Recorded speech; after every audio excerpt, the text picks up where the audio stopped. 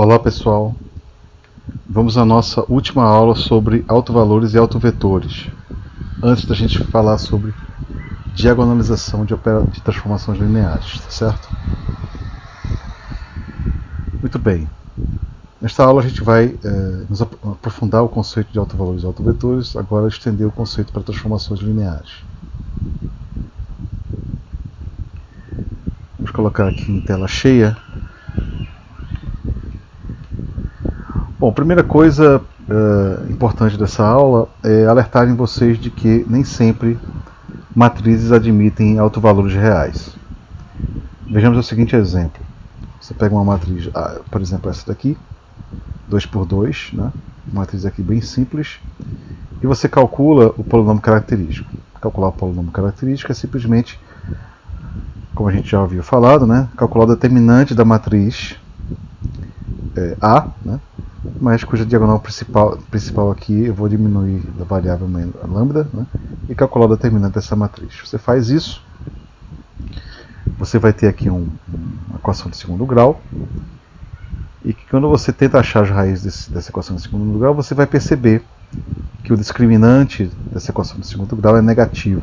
Logo, o polinômio característico associado a esta matriz não admite raízes reais, né? Eu gostaria simplesmente de enfatizar que alguém poderia perguntar o seguinte: ok, esse polinômio não admite raízes reais, mas admite raízes complexas, né? Isso é verdade, porém, como a gente está trabalhando desde o começo do curso com espaços vetoriais equipados com escalares, números reais, né? Não faz sentido para a gente, neste curso aqui, multiplicar, pegar escalar números complexos, tá certo? Desde o começo do curso a gente definiu como sendo escalares somente números reais. Eu poderia ter trabalhado com números complexos, mas isso iria dificultar um pouco o entendimento inicial de vocês, tá certo? Então, como para a gente os escalares são números reais, autovalores são somente os autovalores que interessam para a gente, são somente aqueles autovalores reais. Nesse sentido, essa é uma matriz que não admite autovalores reais. Então, a mensagem é: nem sempre matrizes vão admitir autovalores reais. Ok, o próximo exemplo é um exemplo simplesmente para a gente treinar aqui, trabalhar aqui, né? Treinar vocês trabalharem com polinômios característicos e obter autovetores, né? É uma matriz 3 por 3 e ele pede para calcular autovalores e autovetores dessa matriz. Bom, como é que você faz isso? Você calcula o polinômio característico, né? Então você tem um polinômio característico desta matriz, calcula o determinante, você chega numa equação de terceiro grau, certo? Em geral você vai ter que fatorar esse polinômio para ficar nessa forma bonitinha aqui. Então aqui você observa o seguinte, né? Você tem aqui que lambda igual a 3 é uma raiz repetida deste polinômio, aparece duas vezes, né? E lambda igual a menos 1. Esse polinômio aqui tem três raízes, duas repetidas, que é lambda igual a 3, e lambda igual a menos 1 é uma raiz também deste polinômio. Bom, para cada autovalor eu quero calcular os autovetores associados, né? Então, por definição, calculando primeiro para lambda igual a 3, por definição, eu tenho aqui que essa relação vale. Aqui tem um erro de digitação, aqui é menos 4. Certo? Então, por definição, para lambda igual a 3, eu tenho que essa relação vale. Agora, essa relação é obviamente equivalente a um sistema linear, né? Você rearruma esse sistema, você vai chegar nesse sistema aqui. Esse sistema te diz que z tem que ser 0. Z tem que ser 0 e não existe nenhuma restrição sobre as variáveis x e y. Né? Logo, os autovetores de lambda igual a 3 são desse tipo aqui.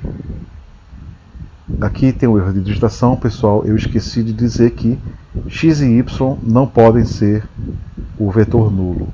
né? Porque caso seja um vetor nulo, eu vou ter autovetor nulo, né? E a gente não quer. Nossa definição é de autovetores não nulos, tá certo? Mas se eu observo o subespaço dos autovetores, esse que seria o caso aqui, né? Repare que esse subespaço aqui ele tem dimensão 2, porque ele é gerado pelos vetores 1, 0, 0, 0, 1 e 0. Calculo agora os autovetores do lambda igual a menos 1. Novamente tem um erro de digitação aqui é menos 4.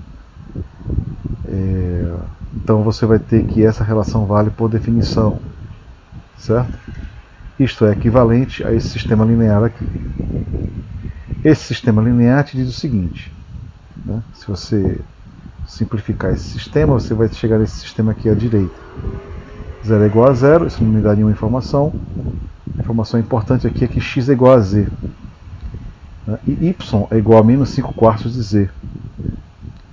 Portanto, se x é igual a z e y é menos 5 quartos de z, tudo fica em função de x. Então os autovetores de lambda igual a menos 1, aqui tem outro erro de digitação, desculpa pessoal, são desse tipo, né? Primeira coordenada x, segunda coordenada menos 5 quartos de x e terceira coordenada x, onde x não é zero. Então esses são os autovetores associados para lambda igual a menos 1. Certo? Ok, dito isto pessoal, vamos introduzir agora o conceito de polinômio característico para uma transformação linear. A gente viu o conceito de polinômio característico para uma matriz, e agora eu vou estender esse conceito para uma transformação linear. O aluno atento vai perceber que isso aí não é surpresa, porque a gente sabe, né, que transformações lineares são equivalentes a matrizes. A gente viu isso na segunda parte do curso. Então, se eu tenho um conceito de polinômio característico para uma matriz, então é claro que eu posso estender esse conceito para uma transformação linear. E como é que a gente faz isso? Da seguinte forma: considere T uma transformação linear de V para V, e eu vou fixar uma base de V. Bom, uma vez que eu fixei uma base, a gente sabe que a gente pode representar essa transformação linear T, né, via essa matriz associada a essa transformação. Desta forma, T de V é igual a lambda V, essa é a relação fundamental aqui de autovalores, né? T de V é igual a lambda V, isso acontece se somente se a segunda linha acontece. Certo? Isso aqui é um argumento que a gente viu exaustivamente na segunda parte do curso, né? Onde essa matriz aqui é a matriz da transformação linear escrita na base beta, que a gente fixou a priori. Né? Estou usando a mesma notação da segunda parte do curso. Né? Dessa segunda linha, vou proceder como a gente fez com matrizes, né? Porque a segunda linha aqui está tudo escrito em termos de matrizes e vetores coluna. Então eu posso escrever isso aqui da mesma forma que eu escrevi anteriormente. Eu vou usar a matriz identidade, multiplicar por lambda, subtrair essa matriz da transformação linear por lambda, vezes a identidade, e isso daqui tem que ser zero. Então a segunda linha é equivalente à terceira linha. Né? Como a gente está procurando autovetores associados a essa transformação linear, né? Então isto daqui ser zero, o que a gente quer é que o determinante desta matriz seja zero. A gente viu isso na aula passada. Se isso aqui não for zero, é porque a única solução para essa relação aqui é ser o vetor V, as coordenadas do vetor V na base beta ser o vetor nulo. Né? Como autovetores, por definição, são vetores não nulos, né? Então a condição aqui é que o determinante aqui tem que ser zero. E essa é a relação fundamental que define o polinômio característico. Né? O polinômio característico eu vou definir como sendo P de lambda igual ao determinante dessa matriz. E aí, quem são os autovalores? Os autovalores da minha transformação são as raízes desse polinômio característico aqui. Onde P é o polinômio característico desta matriz. Muito bem, você poderia perguntar, ok, Eu vou definir então o polinômio característico de uma transformação linear como sendo o polinômio característico da matriz associada a esta transformação linear. Mas aí alguém poderia perguntar, mas esse P ele depende de beta. Pode-se mostrar que o polinômio característico da matriz associada a uma transformação linear não depende de beta. Certo? Isso é um teorema, a gente não vai mostrar, mas isso é um fato de que quando você calcula o polinômio característico de uma matriz associada a uma transformação linear, essa matriz que depende de beta, o polinômio característico não vai depender de beta. Então, neste caso, como eu havia falado, P será chamado de polinômio característico da transformação e suas raízes, caso existirem, são os altos valores de T. Como eu havia falado, o polinômio característico independe da base escolhida para representar a transformação T. Vejamos um exemplo aqui de uma transformação linear entre espaços vetoriais que não é um espaço de matrizes, nem R em N, é o espaço dos polinômios de grau até 1. O exemplo é o seguinte, ele diz que essa transformação ela transforma esse vetor 1 mais x no vetor 5 mais 2x e transforma 4 mais x no vetor menos 2, 4 mais x. A gente quer calcular autovalores e autovetores para essa transformação linear. Eu vou usar o conceito de polinômio característico que eu acabei de introduzir para transformações lineares. Então, a primeira coisa que a gente precisa é calcular a matriz dessa transformação linear. A gente viu isso na segunda parte do curso exaustivamente. Né? Então, a primeira parte aqui desse exercício é eu achar a matriz da transformação linear. Então, são via argumentos que a gente já estudou na segunda parte do curso. Bom, ele deu dois vetores. Esses vetores 1 mais x e 4 mais x são LI. Pode-se mostrar isso. Logo, beta 1 mais x e 4 mais x, esses dois vetores formam um subconjunto linearmente independente. Como esse espaço tem dimensão 2, isso aqui é uma base. Beta é uma base. Logo, eu posso escrever T de V na base beta como sendo a multiplicação de matriz, dessa matriz da transformação multiplicada pelas coordenadas de V na base beta. Onde, lembrando aqui, né, que a matriz da minha transformação, as colunas dessa matriz são formadas por esses caras aqui. As coordenadas de TV1 na base beta, eu vou chamar de AB, TV2 na base beta, eu vou chamar de C e D. Esses pares aqui de vetores, eles realizam esses dois sistemas lineares aqui.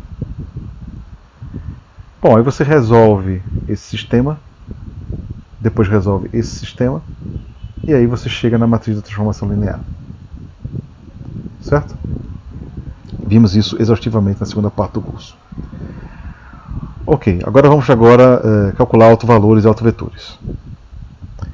Repara que o polinômio característico é o determinante desta matriz. Você vai e calcula o determinante dessa matriz. Essa matriz, essa equação de segundo grau admite duas raízes.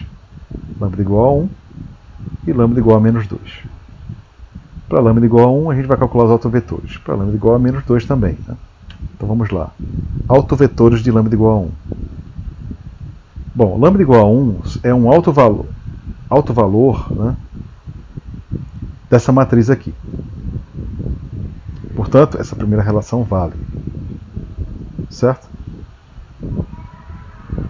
Bom, eu quero achar os autovetores associados a lambda igual a 1. Repare que autovetores aqui, pessoal, são polinômios, né, de grau 1. Certo? Então, como é que a gente vai achar esses autovetores? A gente vai achar as coordenadas desses autovetores. Isso é o que interessa. Certo? Uma vez que você achou as coordenadas desses polinômios na base beta, você achou os polinômios que são autovetores. Então, essa é a ideia aqui. Então, voltando aqui, a matriz ela tem esse autovalor igual a 1. Então, isso aqui vale. Para achar os autovetores dessa matriz associados ao autovalor 1, a gente tem que resolver, então, esse sistema. Né? Resolvendo esse sistema, você percebe que x é igual a x, isso não me dá nenhuma informação. e x menos 2y tem que ser igual a y, o que fornece que x é igual a 3y e y não pode ser nulo. Logo, autovetores de t associados ao alto valor lambda igual a 1 são dessa forma aqui. Certo? E aí você achou todos os autovetores associados ao alto valor lambda igual a 1. Autovetores para lambda igual a menos 2, né? Que é o segundo alto valor. Você faz o mesmo procedimento. A primeira relação vale porque menos 2 é um alto valor. E a gente vai achar autovetores dessa matriz aqui, associados ao alto valor menos 2. Você tem que resolver então esse sistema. Resolvendo esse sistema, você chega à seguinte conclusão, que x é igual a menos 2x, ou seja, x tem que ser igual a 0, tá certo? E aqui, se x é igual a 0, menos 2y é igual a menos 2y, que não me dá nenhuma informação. Ou seja, os autovetores associados a esta matriz são da forma x igual a 0 e y não existe nenhuma restrição. Essa informação é transportada para as coordenadas dos autovetores, né? Então, os autovetores de t associados ao alto valor lambda igual a menos 2 são vetores da seguinte forma. A primeira coordenada é 0 e a segunda coordenada é diferente de 0. Ok, pessoal. Por último, a gente vai introduzir o conceito de multiplicidade algébrica e geométrica de um alto valor. Não parece ser complicado, mas o conceito é bastante simples. Minha definição é a seguinte. T é uma transformação linear. Suponha que T seja uma transformação linear, admitindo um alto valor lambda. Eu digo que lambda tem multiplicidade algébrica n, é o número natural, se lambda aparece como raiz do polinômio característico n vezes. Dizemos que lambda tem multiplicidade geométrica m se a dimensão do subespaço de autovetores associado a lambda tem dimensão m. Certo? Exemplo. No exemplo passado, nesta aula, uma matriz 3x3, né, a gente viu que o alto valor 3 ele tem multiplicidade algébrica 2 e multiplicidade geométrica 1. Esta matriz, vamos voltar nesse exemplo.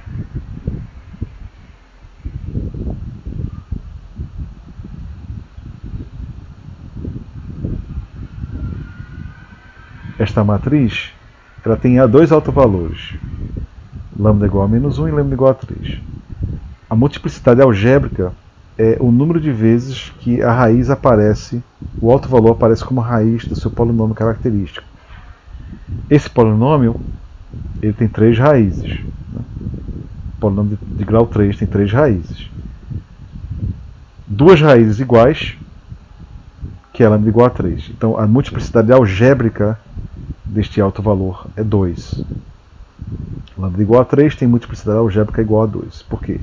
Porque ele aparece como raiz duas vezes. Lambda igual a menos 1 ele tem multiplicidade algébrica igual a 1, porque ele aparece como raiz somente uma vez. Então isso, a multiplicidade algébrica é o número de vezes que o meu alto valor aparece como raiz do polinômio característico, certo? Multiplicidade geométrica é a dimensão do subespaço de autovetores associados aos autovalores. Neste exemplo aqui, né, o subespaço associado de autovetores associados a lambda igual a 3, ele é um subespaço de dimensão 2. Portanto, a multiplicidade geométrica vai coincidir, neste exemplo, com a multiplicidade algébrica.